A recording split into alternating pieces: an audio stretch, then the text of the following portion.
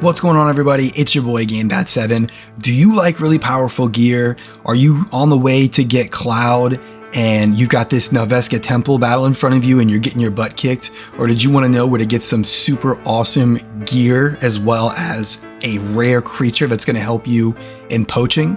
Well, you've chosen the right video, so welcome to the channel. If you're enjoying the content, give this a like, share it with a friend, check out some of my other videos, let me earn your subscription, and let's get into the guide. First up, let's go over the prerequisites. So you'll need to have started the quest line where you recruit Beowulf, Race, and Worker 8.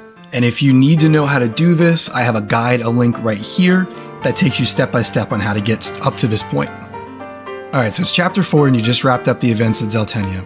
You'll go to the next objective on the map where you'll see this scene between Aerith and Ramza. Then you'll go directly to Gog.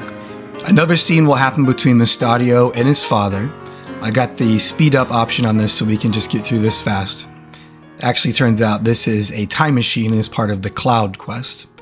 After this, you'll go directly back to Zeltenia and go to the tavern and read this rumor here. After that, boom, there's Nelveska Temple. So you're going to be fighting worker number 8, who is just like worker number 7, hits hard as a truck, has tons of health, also resistant to a lot of status effects, pretty much every status effect. 2 Hydras, which you can see on the columns there, and 3 Cockatrices. I'm going to walk you through some of the things to look out for in this battle to help you get through it, because you're going to have to find 3 items using Move Find Item on the ground while getting through this battle, which can be tough, especially if you do it first thing once it's unlocked, because the monsters are your level and worker 7 is going to be many levels higher than you.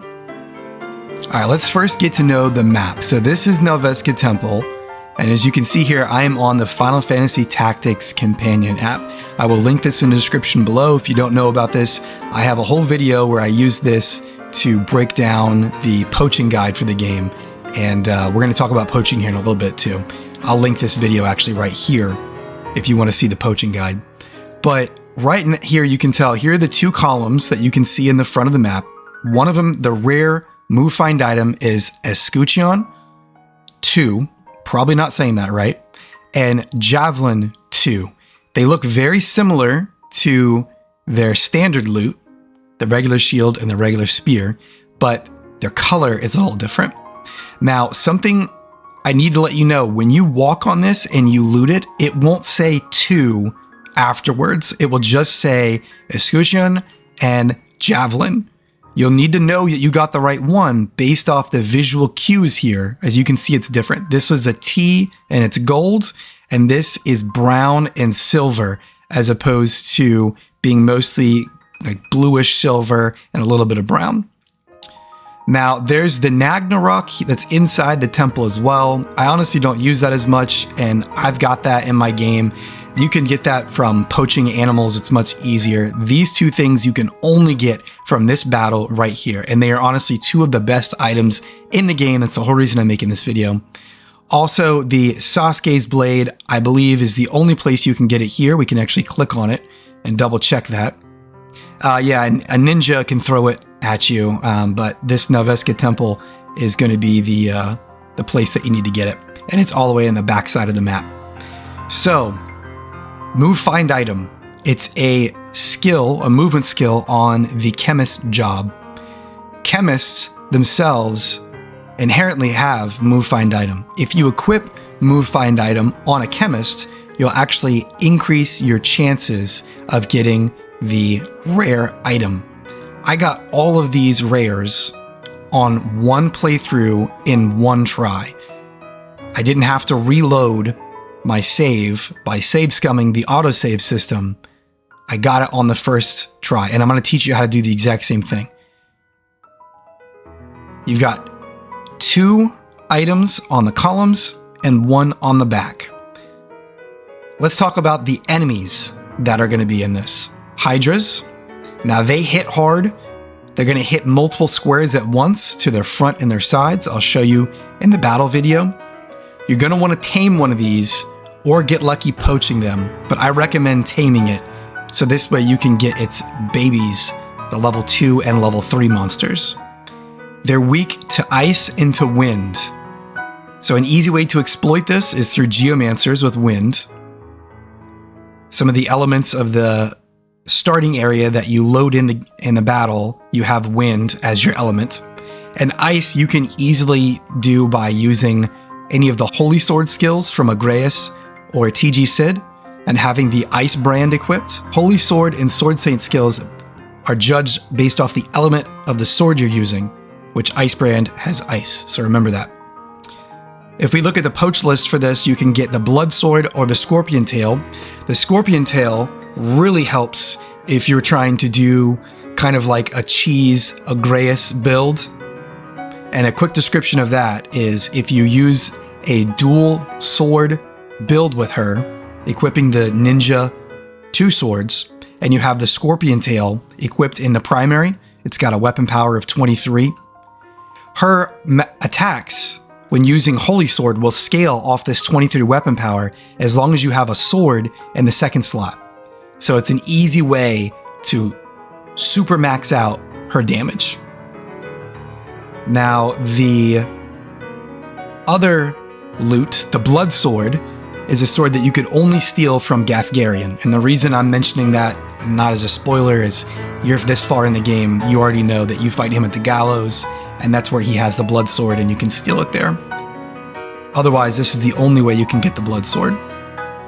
The reason you want to tame this creature is so that way you can get the Great Hydra, which you can get the Septime perfume, which gives you magic attack +1, haste, and invisible, which is just fantastic to have as an accessory, as well as the Rubber Suit, which negates lightning damage and gives a huge HP bonus.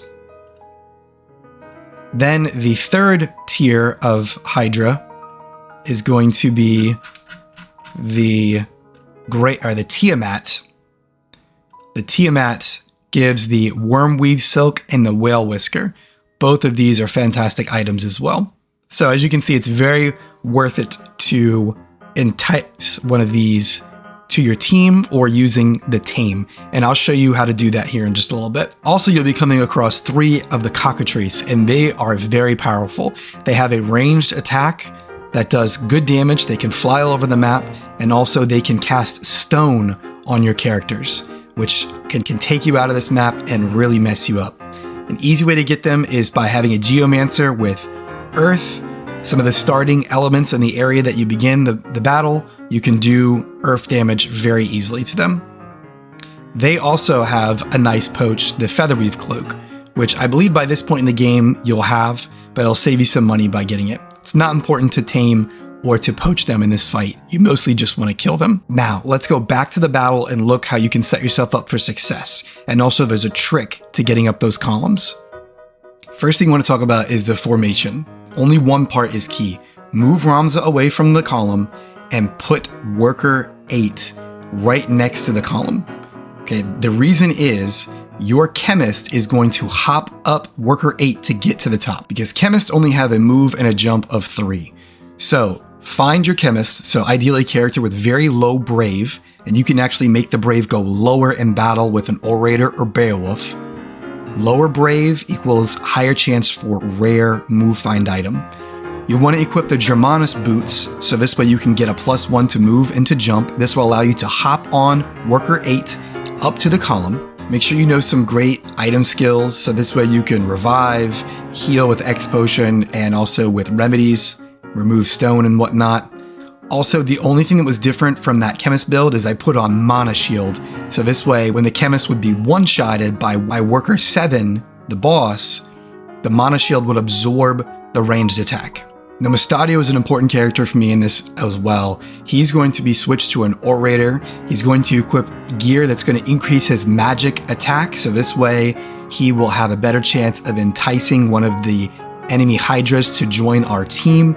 He also is going to make sure he has items and auto potion. His items are going to allow him to do quick revives as well as heals and not have to wait on a charge time because you get worked in this battle. Now Ramza I have as a Geomancer to do the elemental damage for all the weaknesses I described, as well as have the Jade Armlet equipped to prevent the stone effect from the cockatrice. Sidolphus, TG Sid, also has the jade armlet equipped to protect himself from the stone. Max him out with Excalibur. Usually I do the headband and the power suit to do extra physical attack to really max out his damage, but I went with the heavy armor on him this match to give him the extra health because you will get damaged a lot. The idea is to be able to entice one of the Hydra, kill the cockatrice as fast as possible, use the Geomancer's skills to damage them with their weakness, and also apply status effects like stop, disable, what have you. Keep your chemist alive by using items and healing magic. Keep Stone off of Mustadio because he will also then be healing your chemist with his own items, as well as you need him alive to entice the enemies to join you. Now, it may be worthwhile if you have good chances to entice one of the cockatrice, so this way you have an additional target, and you can reload the saves here like you see me doing to make sure that your entice works. It is cheesing, but this battle is hard, and if you need an advantage, take it. Now, keeping worker 8 next to the column, you're gonna want your chemist to then hop up the worker's back and jump on the column, and then boom. Hopefully you get the gold shield. If you need to, reload, but if you've got a chemist with move find item and you've also got low brave, you should get it no problem. A trick is to have re-equip on someone like Orlando so you can go directly into the menu to make sure that you got the right version of the item, and then go ahead and pop it on him because look at those stats for the shield. Go ahead and equip that. You'll help him with his survivability so much. Now at this point in the battle, you've moved your way over to the other column. Hopefully you've got one of the Hydras enticed and is on your side, and you've withered down the enemies to just the boss. You can basically at this point just survive the rest of the battle and move your chemist around the map. Again, you're gonna need worker next to the column, and then here you go, Javelin II. One of the strongest items in the game. It's a spear with the weapon power of 30, which is insane. For the rest of the battle, the boss is more than likely going to use its ranged attack against you and hit you one by one. So make sure you have a way to just keep reviving whoever he knocks out. He's more than likely going to target either Mustadio or the chemist. In my game, he just targeted Mustadio over and over again, which was one-shotting him. So make sure you have Phoenix Downs and a way to keep him up and then keep moving side to side. Again, you can use the equip to check and look at that 30 weapon power. Beautiful. At this point for me, I kind of embarrassingly limped my way to the back of the map, basically just reviving whatever character got down by the boss in between each move. And then right here is the final item, the Sasuke Ninja Blade. This is really helpful as it has a big parry rating for a ninja weapon. I think it's got a 15%, which is a lot higher than what you see on a normal ninja sword. As you can see here, it's got good attack power, but that parry rating is fantastic for a ninja. At this point, go ahead and finish the boss off. Remember, he needs 2 final death blows to take him out, and then we can enjoy these new weapons. Now, the Javelin II, I use it on a Dragoon with double hand, and it has intense damage for jumps as well as regular attacks. And the shield really helps in putting on characters like TG Sid, where if you want to maximize TG Sid's damage and wear the headband and the power suit, which gave him a little bit less max health than the armor would, the shield will really help him with making sure he doesn't get hit and taking damage. I hope you really enjoy this guide. These 2 weapons and shield are going to vastly help you throughout the rest of the game, conquering areas like the late game dungeon, the deep dungeon, and any bosses in between. Thank you so much for watching. I hope you've had a good time. Again, don't forget to like and subscribe, share this with friends, and be on the lookout for more guide videos for Final Fantasy Tactics, the Ivalice Chronicles. Thanks y'all for watching, and as always, I'll catch you on the next one.